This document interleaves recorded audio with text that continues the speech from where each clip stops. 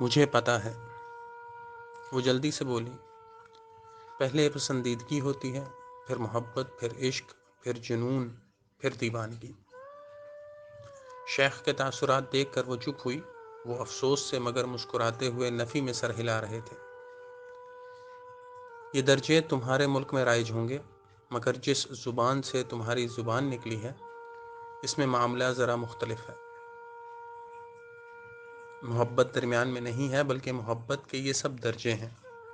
محبت خود کوئی درجہ نہیں ہے۔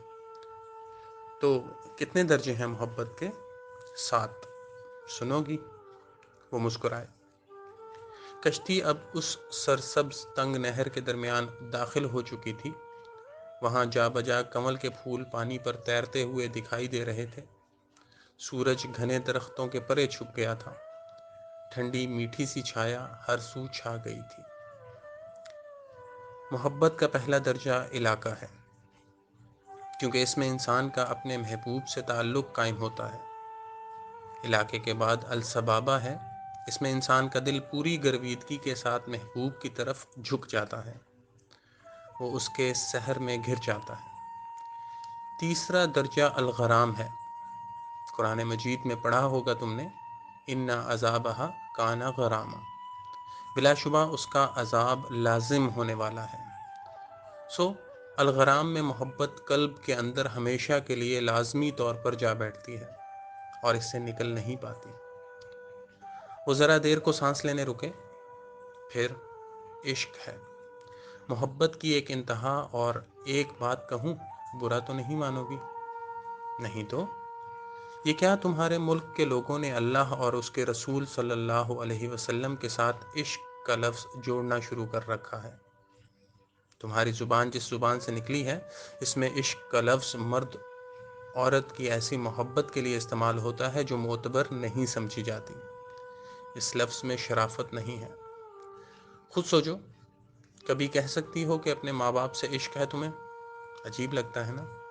اللہ کی محبت کے لیے، رسول اللہ صلی اللہ علیہ وسلم کی محبت کے لیے یہ لفظ قطعاً درست نہیں۔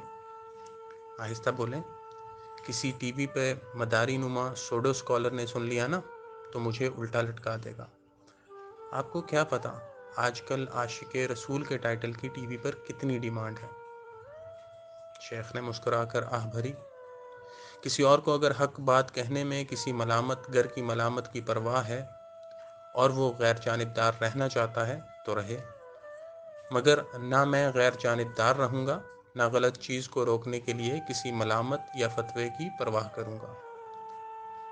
عربی ادب کے ماہرین اور اہل زبان سے جا کر پوچھ لو، اور نہیں تو قرآن پڑھنے والوں سے پوچھ لو، اللہ نے اپنے اور رسول کے لیے محبت کا لفظ استعمال کیا یا عشق کا؟ میں تمہارے ملک کے مفتیوں اور عاشقوں سے نہیں ڈرتا۔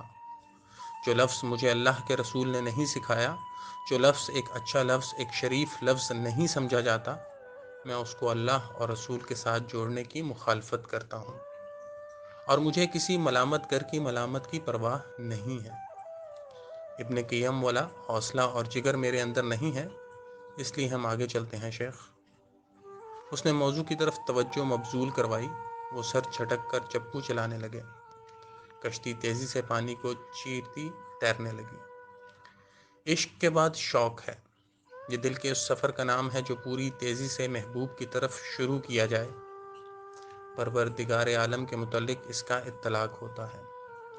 اللہ کو معلوم ہے کہ اس کے دوست اس کی ملاقات کا شوق رکھتے ہیں، اس لیے اس نے ایک وقت مقرر کر دیا ہے کہ جب وہ لوگ جو اپنے دکھوں اور مسئلوں میں صرف اسی سے مدد مانگا کرتے تھے، وہ اس وقت اس سے ملاقات کریں گے اور ان کے دل میں موجود جذبات محبت کو قرار ملے گا۔ پانی پہ چمکتے کمل کے پھول خود بخود ایک طرف ہٹ کر کشتی کو راستہ دینے لگے۔ اس کے بعد التطیم ہے، یعنی کہ انسان اپنے محبوب کی عبادت کرنے لگ جائے۔ محبوب کی عبادت کرنے والا اس کا عبد، غلام بن جاتا ہے۔ وہ اپنی ساری انا، ساری عزت نفس سب اس محبوب کے قدموں میں ڈال دیتا ہے۔ کسی انسان سے ایسی محبت کی جائے، مجبوری میں نہیں، ظلم میں نہیں، بلکہ صرف محبت میں خود کو اس کے قدموں میں بے توقیر کر دیا جائے تو یہ شرک ہے۔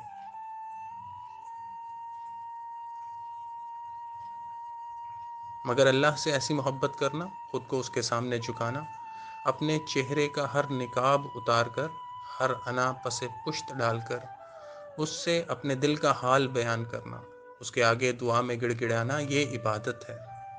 اور عبادت محبت کی معراج ہے۔ جو اللہ کی عبادت نہیں کرتا وہ اس سے محبت نہیں کرتا۔ اب ان کے چپو چلاتے ہاتھوں میں روانی آ گئی تھی، ہوا بھی ٹھنڈی ہو رہی تھی، دریا نہر کی مانند درختوں کی تنگ گلی سے گزر کر آگے بڑھتا ہی بڑھتا جا رہا تھا۔ اس کے بعد کمال محبت، محبت کا آخری درجہ خلط ہے۔ یہ دل کی اس کیفیت کا نام ہے جس میں محبوب کے سوا نہ کسی کی گنجائش ہوتی ہے، نہ دل کسی شراکت کو برداشت کرتا ہے۔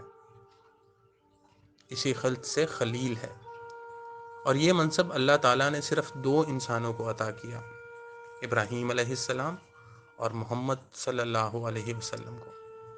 اس خلط کو حاصل کرنے کے لیے ان 2 عظیم انبیاء نے بہت کچھ قربان کیا تھا۔ ہم اس مقام تک نہیں پہنچ سکتے،